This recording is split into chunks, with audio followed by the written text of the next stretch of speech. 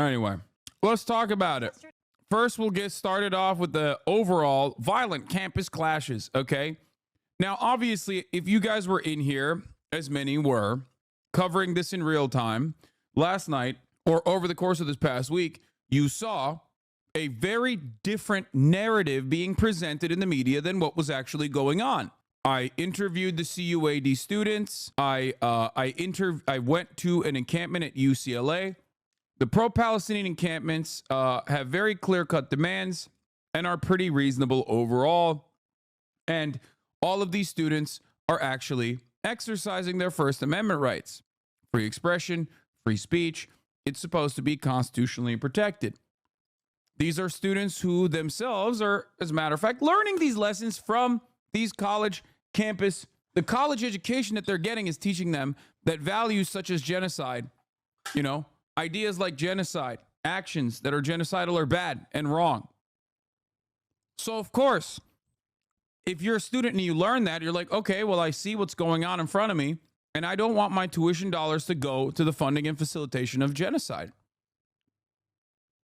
Perfectly valid, perfectly reasonable. There is a long history of students always being on the right side on issues such as this one, and always engaging in radical campus protests. And almost always throughout American history, these students have been called communists, radicals, outside agitators, have been violently suppressed. Having said that, for the past week or so, for the past 2 weeks, American media in general, comprised of these psychopathic right-wing adults, have been begging across the board, across political ideology, across boundaries, across whatever your personal flavor of politics is, has been in unison, collectively screaming from the rooftops to do a Kent State on these fucking student protesters. Why? For the fucking crime of not loving Israel hard enough, okay? If you say something bad about Israel in the United States of America, we will fucking kill you. We have to kill you. You need to die. You need to die right now. We need to call the fucking police and kill you dead. They've been begging for this. And because the student activists broadly, in a surprising way, have demonstrated phenomenal messaging discipline and have actually portrayed themselves as best as they possibly can, as pacifist as they possibly can in the face of counter-protesters, agitators, and even police presence and police intimidation, the media didn't have a lot of reason to be able to point to go, this is why you got to fucking kill them right now. But that didn't stop them from demanding that the police come in and pack these kids up anyway.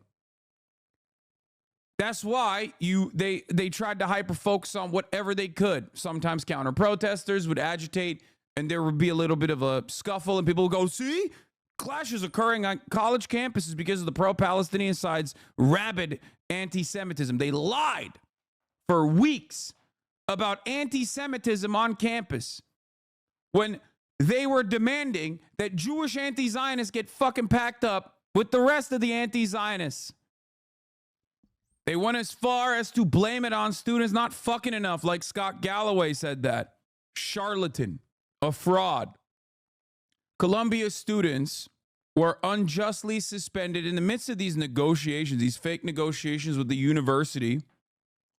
They were unjustly suspended. Some of the students weren't even at the encampment. They were a fucking class. Suspended for what, you might ask? Suspended for suspected pro-Palestinian sentiment, of course. They were suspending Palestinian students. Incredibly racist. I don't know how else to describe it. So, of course, the students did historically what they've done time and time again. They took over Hamilton Hall. Almost to a T. Almost exactly to the same fucking date. Columbia students have a long history of taking over Hamilton Hall to further continue their protests. This is a part of the history of the school. It is directly on the website of the school. So the students took over Hamilton Hall and renamed it Hind Hall. named it after Hind Rajab, the 6-year-old Palestinian who was executed by the Israeli state, who famously called for an ambulance. And then the ambulance and the medical team that tried to get to her was also shot at by tank artillery. They said, well, a couple windows were broken in an effort to get into Hamilton Hall. And there's outside agitators that are actually that have taken over this student protest movement. We have to go in and we have to sick the rabid dogs of the state. New York City and the state chose to use multiple millions of dollars worth of resources instead of stopping crime. Instead of that, they did a show of force. They said, no, this is a fascist police state, actually. How dare you fucking say anything mean about Israel? We will fucking kill you. We will pack you up. We will arrest you. Yesterday, before police showed up here at Columbia, students received a shelter-in-place warning. Hours later, we saw dozens upon dozens of protesters in zip ties taken into city and police buses as their peers, protesters, and even faculty members cheered them on from the outside. Dozens of NYPD officers in riot gear entered Columbia University around 9 p.m. Some through locked gates, others seen here coming through a second-floor window of the building occupied by demonstrators Tuesday night. The officers entered Hamilton Hall at the request of the university. While inside, police cleared barricades, conducted multiple arrests, eventually clearing the building. Police also began clearing the tent encampment that had been the symbol of the protest on campus for nearly 2 weeks.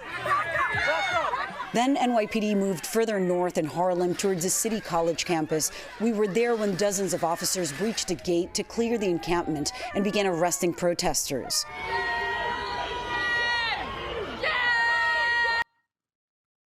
Yeah, I mean, of course they were doing IDF shit last night. New York mayor vows to bring back what he's learned from Israel police back to the NYPD, which, by the way, this is from August 23rd, 2023. But let me tell you something. The IDF already trains the NYPD.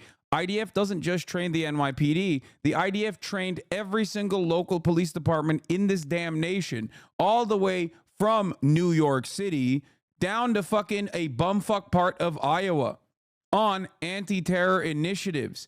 Kettling and corralling was the IDF tactic early on that our riot police also took on and used so adequately on every fucking Black Lives Matter protest, as you saw in the 2020 BLM protests.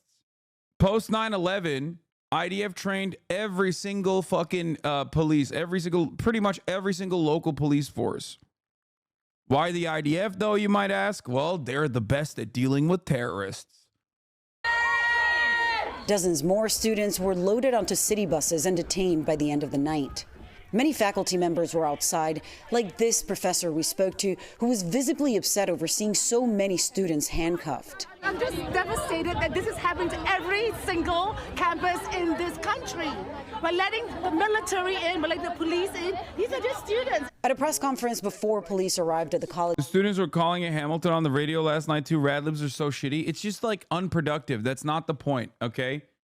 college campuses, Mayor Eric Adams blamed outside agitators for the chaos and urged student protesters to call it quits. We cannot and will not allow what should be a peaceful gathering to turn into a violent spectacle. Bro, you did that. Your fucking rabid dogs in the NYPD did that.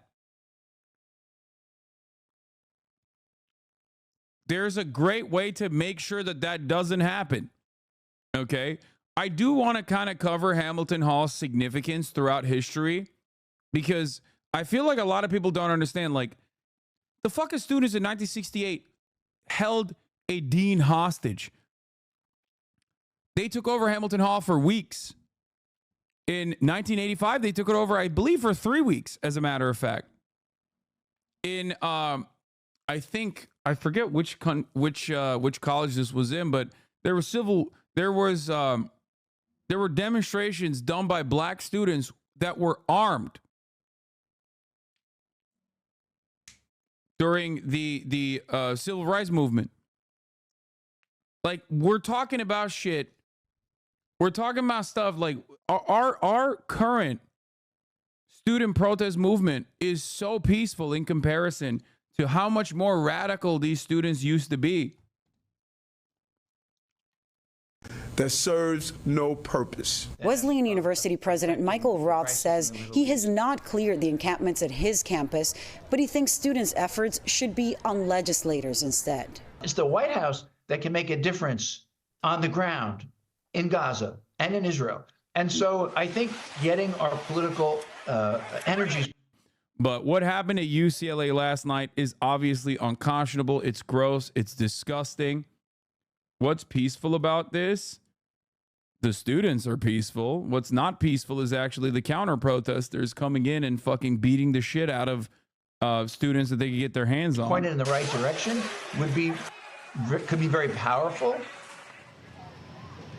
Police will now stay on campus here at Columbia until at least May 17th. Yesterday, the university said in a statement that any of the students who were inside Hamilton Hall could face expulsion. But yesterday at CUNY, I heard from a student who was saying, look, we're all here in solidarity with the suffering in Gaza, and any consequence students face is just paling in comparison. Vlad. All right, Lilia, thank you very much.